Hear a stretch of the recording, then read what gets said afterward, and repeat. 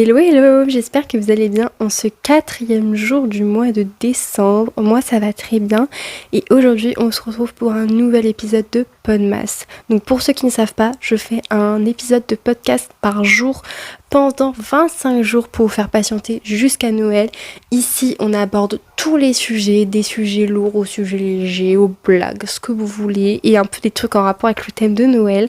Bref, et aujourd'hui c'est un podcast un petit peu en rapport avec Noël mais pas vraiment, puisque je vais vous parler de mes films réconfortants préférés, c'est-à-dire mes cosy films, genre mes films zone de confort, les films vraiment que j'adore regarder pour me réconforter quand ça va pas bien ou autre. J'en ai mis plein, je pense que vous les connaissez tous, vraiment tous, mais au cas où, si ça peut vous donner, peut-être en vrai ça peut vous faire découvrir d'autres films ou vous donner envie de regarder ces films que vous connaissez déjà, et bien c'est avec plaisir que je vous en parle. Et donc c'est parti, let's go. Alors, nous allons commencer avec un de mes films préférés qui me suit depuis mon enfance et c'est un des films qui me réconforte le plus, puisqu'il s'appelle Il était une fois. Donc c'est Il était une fois, je pense pas que c'est Once Upon a Time, parce que Once Upon a Time c'est vraiment différent de Il était une fois, il me semble il y a les deux. Et en fait, Il était une fois, ça raconte l'histoire de Gisèle. Et en fait, j'adore ce film parce que c'est un film dessin animé film. C'est-à-dire qu'au tout début du film, t'as toute une partie dessin animé. Et en fait, elle va atterrir dans le monde des humains. En fait, c'est ça, j'adore. Mais regardez le concept, c'est incroyable. C'est un film Disney. Donc avec une princesse, mais en fait vraiment cette princesse elle vit dans le monde des princesses, c'est-à-dire qu'à la base elle vit comme dans le monde de Blanche-Neige, vous savez c'est des dessins animés, il y a des animaux, on chante, il y a la nature, blablabla et tout, et elle atterrit dans le monde des humains. Non mais vous vous rendez compte, c'est comme si genre il y avait un monde parallèle de princesses vraiment qui existait, et ils atterrissaient dans notre monde. Enfin non mais je vous jure, pour ceux qui connaissent pas ce film, et pour ceux qui connaissent, vous savez à quel point il est incroyable. Donc du coup c'est Gisèle, une princesse. Et du coup, elle a rencontré son prince charmant. Donc vraiment, c'est ça le début du film. Elle rencontre son prince charmant et tout. Il s'appelle Édouard et tout, machin. Et en fait, la méchante sorcière, parce que évidemment, il y en a une. La méchante sorcière la jette dans un puits. Et dans ce puits, elle atterrit dans le monde des humains avec sa robe de mariée et tout. Donc là, ça passe en mode film, c'est-à-dire avec des vrais acteurs. Genre, en gros, la princesse se transforme vraiment en actrice humain, tu vois. Il y a des acteurs vraiment. Il y a chaque fois que quelqu'un passe ce puits, il se transforme vraiment en acteur humain. Vous voyez ce que je veux dire ? J'ai l'impression d'être complètement folle quand je raconte ça. Et du coup, voilà, on va la suivre pour qu'elle revienne à son monde. Quand même, elle a été jetée dans ce puits, il faut bien qu'elle revienne. Mais du coup, il y a la méchante sorcière, du coup, il y a le prince aussi qui veut retrouver sa bien-aimée. Forcément, il a perdu sa bien-aimée, il veut la retrouver. Donc comment il fait ? Ce film, il est incroyable. Et genre, vraiment, si vous ne le connaissez pas, foncez. Vous attendez quoi ? En plus, à la période de Noël, je trouve que c'est merveilleux pour le regarder. Et j'ai regardé ce film des centaines de millions de fois. Dites-vous qu'il y a certaines répliques que je connais par cœur. La chanson, je la connais par cœur. Enfin bref. Toutes les chansons, en fait, je les connais par cœur. J'adore ce film. Je pourrais le revoir encore des centaines de millièmes de fois. Mais pour ceux qui ne l'ont pas vu, j'aimerais tellement être à votre place de je n'ai jamais vu ce film. Parce que si vous aimez les princesses Disney et tout, vraiment celui-là il est incroyable, vraiment. Donc voilà, je sais qu'ils ont sorti un 2, donc Il était une fois 2, que j'ai vu, bien évidemment. On est où là ? Vous croyez que je n'ai pas à voir ce film ? Je l'ai vu, mais je le trouve beaucoup moins bien que celui-là. Surtout qu'il a été fait des années après, donc c'est toujours les mêmes acteurs, mais du coup ils sont très vieux, enfin ils ont vraiment beaucoup vieilli, donc c'est un petit peu bizarre.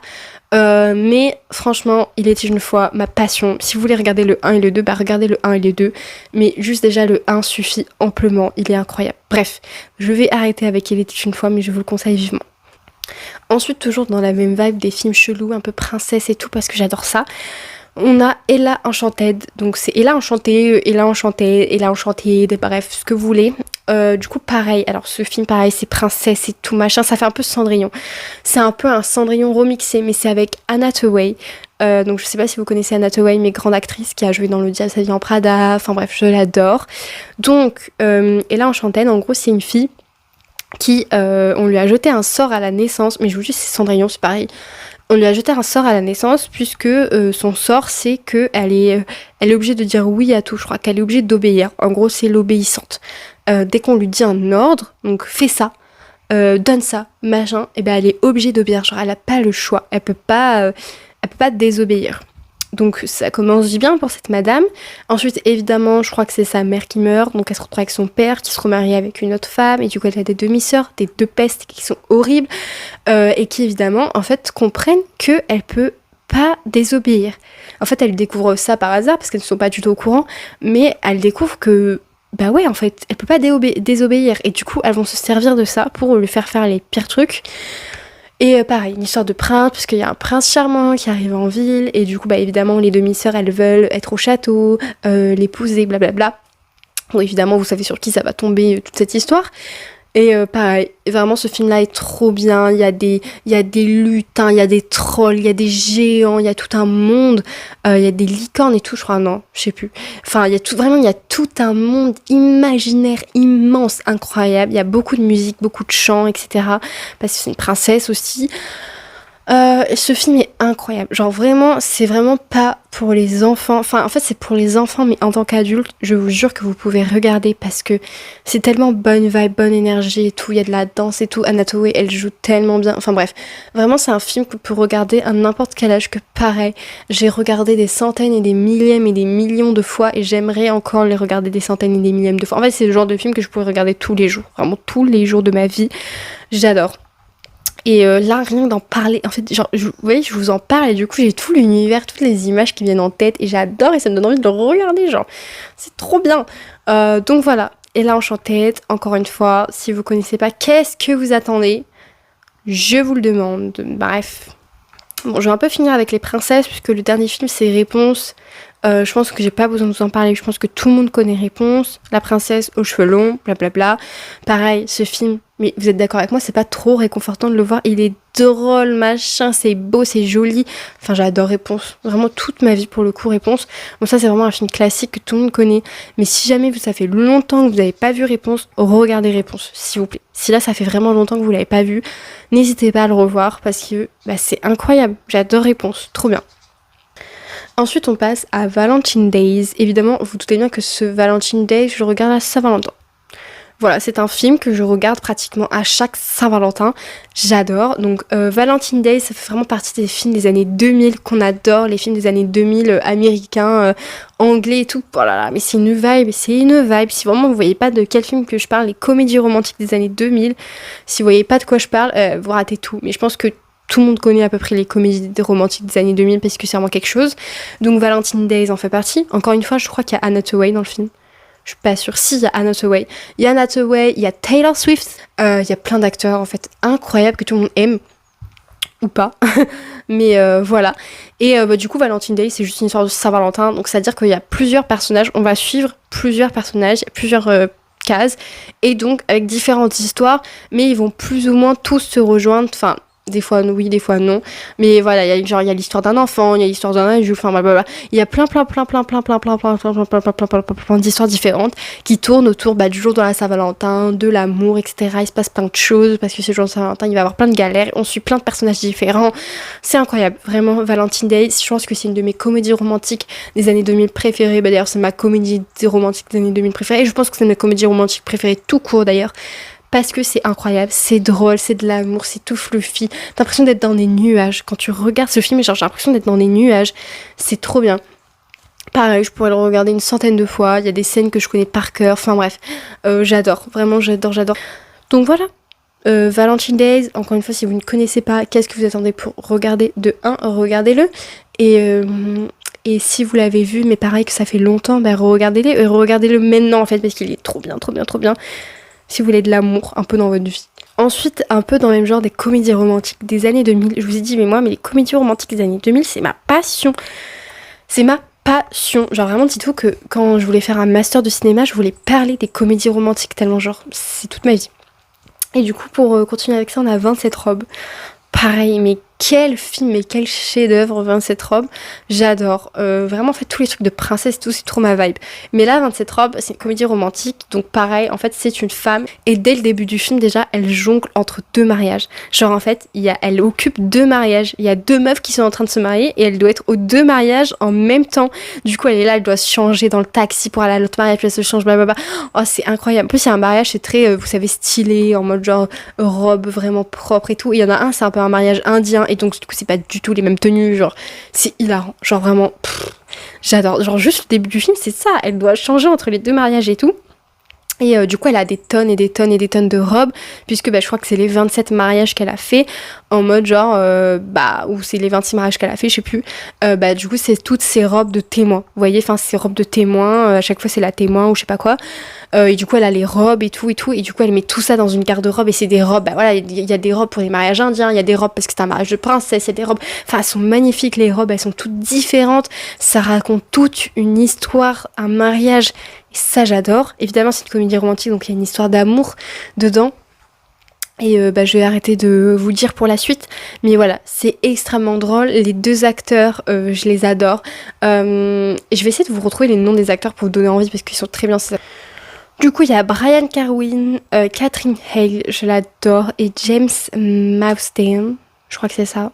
Bref, du coup, incroyable. Genre, vraiment, les gars, allez-y. Ouais, du coup, si je viens de revérifier, c'est une demoiselle d'honneur. Voilà, donc c'est pour ça qu'elle a autant de robes et qu'elle fait autant de mariages. Elle adore le mariage et tout, et tout. Bref. Franchement, voilà. Même si vous kiffez pas le mariage, que c'est pas votre délire et tout, ce film, il fait rêver. Genre, toutes les robes et tout. Enfin, je sais pas. Moi, ce film, vraiment, il me fait rêver. Et j'ai l'impression d'être dans un Barbie en mode réel. Enfin, en fait, c'est ça. C'est un Barbie en mode film. Enfin, je sais pas, il est tellement bien. On dirait Barbie, ouais, qui est Barbie demoiselle d'honneur. C'est ça, le film. Il devrait s'appeler Barbie demoiselle d'honneur. Non, mais je vous jure, c'est incroyable. Bref, 27 robes, très bon film. Allez-y. Ensuite, là, je vais parler un peu plus des plus basiques, puisqu'on a Coraline. Donc, pour ceux qui connaissent pas Coraline en 2025, je ne sais pas ce que vous faites de votre vie, mais Coraline, c'est un dessin animé d'horreur un peu, donc la fille avec les boutons dans les yeux. Bon, je pense que je vais pas en parler 3 heures non plus parce que tout le monde connaît. Alors oui, là vous allez dire attends, c'est pas tes films réconfortants à la base, comment ça tu mets Coraline? Je pense que pour ceux qui adorent Coraline comme moi, bien évidemment que Coraline c'est un film réconfortant. Mais bien évidemment, je sais que mon frère, ses poils sont hérissés, je pense, parce qu'il va pas du tout regarder ça pour se réconforter. Mais moi, j'adore. Genre, vraiment, c'est toute ma vie. Elle déménage dans une nouvelle maison et elle découvre une porte secrète, ce qui mène sur une famille avec des boutons dans les yeux. Il va se passer plein de choses. Donc c'est vraiment un film d'horreur parce qu'en vrai il fait peur de ouf. Genre franchement il y a des scènes qui me traumatisent. Mais je sais pas, c'est tellement réconfortant l'univers de Coraline. En fait il y a tous ces personnages super excentriques. Genre Coraline, les parents, le chat il est super bizarre. Le monsieur Bovinski là qui fait les souris. Son meilleur ami. Les deux dames là qui lui donnent des objets chelous. Enfin en fait genre tous les personnages de l'univers de Coraline je les trouve tellement travaillés. Ils sont tous utiles, ils ont tous une utilité. Ils sont tellement tous bien travaillés. C'est un univers que j'adore. Franchement, je pourrais vivre dans l'univers de Coraline. Genre, la maison, elle est rose. Enfin, non, mais c'est incroyable. Donc voilà, Coraline, je vais pas m'éterniser parce que je pense que beaucoup de gens connaissent, mais c'est vraiment bien. Et c'est comme L'étrange Noël de Monsieur Jack que j'ai mis aussi dans ma liste. Pareil, L'étrange Noël de Monsieur Jack, c'est tellement un film réconfortant pour moi. Les musiques, elles sont tellement bien. Boogie Boogie, non mais MDR, j'adore. Tout simplement Jack. Jack, il est incroyable. Enfin, en fait, ça fait partie de mes films que j'adore regarder, genre Coraline et l'étrange de Monsieur Jack, c'est des films, je sais pas, j'adore l'univers, je trouve ça tellement réconfortant et c'est tellement drôle. Enfin, bon, Coraline c'est pas très drôle, mais l'étrange de Monsieur Jack c'est un petit peu drôle quand même. Je sais pas, en fait j'adore, vous voyez, j'adore cet univers de personnages, j'adore. Mais en fait je pourrais mettre tous les films comme ça, un petit peu de la même vibe de Tim Burton et autres, dans le lot, mais j'adore, genre vraiment. Mais ces 2 films-là en particulier, vraiment, je les aime beaucoup.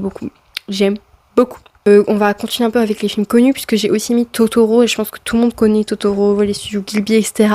Mais vraiment, j'aime tous les Ghibli. Vraiment, je les aime tous. Mais j'ai choisi de mettre dans mes films réconfortants préférés quand même Totoro. C'est pas pour rien, parce que Totoro c'est mon préféré et je trouve que c'est le plus réconfortant. En fait c'est un peu comme Coraline, ça me provoque des émotions négatives, c'est-à-dire que Coraline ça va me provoquer quand même la peur, le stress, l'angoisse.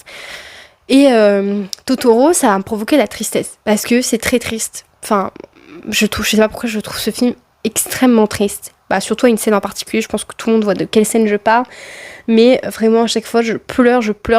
Et je sais pas, j'ai beau avoir vu ce film des centaines de milliers de fois, à chaque fois, je pleure. C'est pas possible, genre, je peux pas.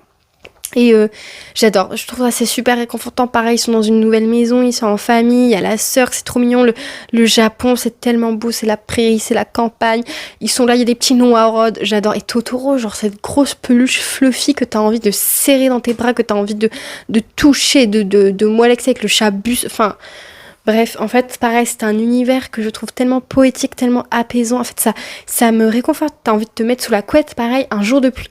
Imaginez, sous la couette, jour de pluie, vous avez votre petite lumière allumée, vous avez des petites pop-corn, un petit thé, un petit chocolat, ce que vous voulez. Il y a la pluie qui tombe à torrent dehors. Vous voyez à travers votre fenêtre, vous voyez des arbres, de la nature et tout. Et là, vous avez votre ordinateur ou votre projecteur et vous avez Totoro. Non mais, je peux mourir. Genre, vraiment, j'adore. Totoro toute ma vie, je peux le regarder des centaines de milliers de fois. J'adore cet univers, j'adore Totoro et c'est vraiment mon Ghibli préféré. Et c'est mon Ghibli le plus réconfortant, ça me réconforte tellement, même ça me rend triste. Vous voyez, c'est des films qui me réconfortent. Alors vraiment, les tout premiers que je vous ai parlé, il n'y a aucune raison d'être triste. Mais c'est vrai que là, les 3 derniers que je viens de citer, oui, ils provoquent des émotions qui sont un petit peu plus négatives, mais qui réconfortent quand même. Je sais pas si quelqu'un va arriver à me suivre. Ensuite, nous allons passer à Pondan.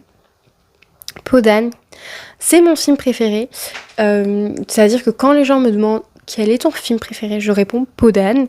C'est un film français, c'est une comédie musicale qui a été faite par Jacques Demy. Et j'adore ce film. Et c'est un de mes films réconfortants préférés. Alors je vous avoue que l'histoire est assez saugrenue, puisque c'est une fille...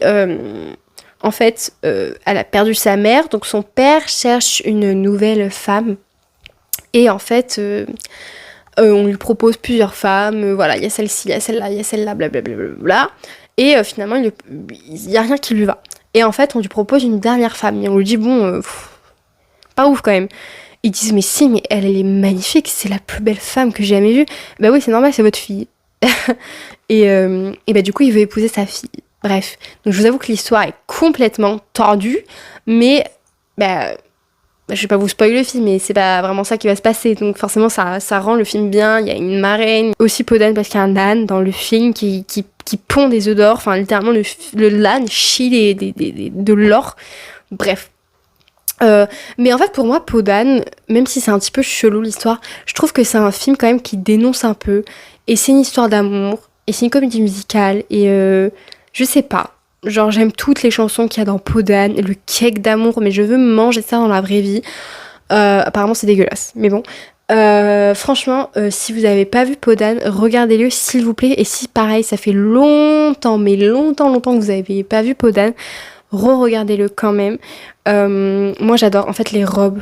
Mais les robes dans ce film, elles sont incroyables. Donc pareil, c'est une histoire de princesse, donc vous vous doutez bien, une princesse, il y a un prince.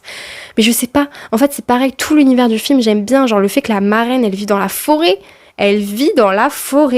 Le lit de Pondan, les robes qu'elle va avoir, tout le truc qui fait qu'elle va vivre dans un truc tout cracra. Il y a une meuf qui crache des crapauds, enfin... Il y a aussi un côté du château en mode rouge, blanc, rouge, bleu. Enfin, j'adore en fait. En fait, c'est vraiment quand les films, ils ont tout un univers à eux. En mode, c'est une histoire qui peut sembler peut-être basique ou peut-être, je sais pas, chelou ou quoi, ou simple. Mais derrière, il y a tout un univers qui fait que même si tu connais la fin du film, même si tu sais que un tel et un tel vont finir ensemble, que il va se passer ça, que machin va mourir, que blablabla, en fait tout l'univers du film derrière, il rend que cette histoire qui est simple, qui est prévisible, ça la rend magique. Et en fait, même, j'ai envie de dire que c'est mes films réconfortants préférés, mais j'ai envie de dire que c'est mes films magiques préférés. Parce que la moitié des films que je vous ai parlé, je trouve que c'est des films qui ont tellement un univers qui est poussé, qui va loin, qui est beau, qui est magique. Enfin, c'est merveilleux. Même si c'est des films qui vont peut-être vous ennuyer parce que vous allez connaître ce qui va se passer, il y a rien. Là, dans ce que je vous ai montré, il y a rien à quoi on s'attend pas. Genre, c'est pas un film avec un big plot twist, je vous dis, oh my god, devinez ce qui s'est passé, vous devinerez jamais. Non. C'est des trucs qui sont prévisibles. On sait comment ça va finir. Et bien, je vous ai pas mis de films qui finissent mal, À part Coraline, on peut se poser la question, est-ce que Coraline a une happy end ou pas? C'est un gros débat. Bref, c'est des films qui sont magiques, qui sont beaux, qu'on apprécie tous voir, je pense. Donc c'est tout pour mes films réconfortants. J'espère que ça vous aura peut-être fait découvrir des films que vous ne connaissez pas. J'espère, par pitié, j'espère qu'il y avait des films que vous connaissez pas dans cette liste. Et sinon, si vous les connaissez mais que ça fait longtemps que vous les avez pas vus, je vous invite à les revoir, juste pour le kiff, et vous me direz que ça fait partie de vos films réconfortants aussi ou pas. On sait jamais. Après, tout le monde a des goûts différents, etc. N'hésitez pas aussi à mettre ça en commentaire. Je crois qu'on peut sur les podcasts, sinon il y a le podcast sur YouTube aussi, pour me dire vos films réconfortants, vos films préférés, etc. Je serais ravie d'entendre ça. Et voilà, c'est tout pour moi. Et du coup, nous on se retrouve demain pour un nouvel épisode de podcast. D'ici là, je vous fais de très très gros bisous.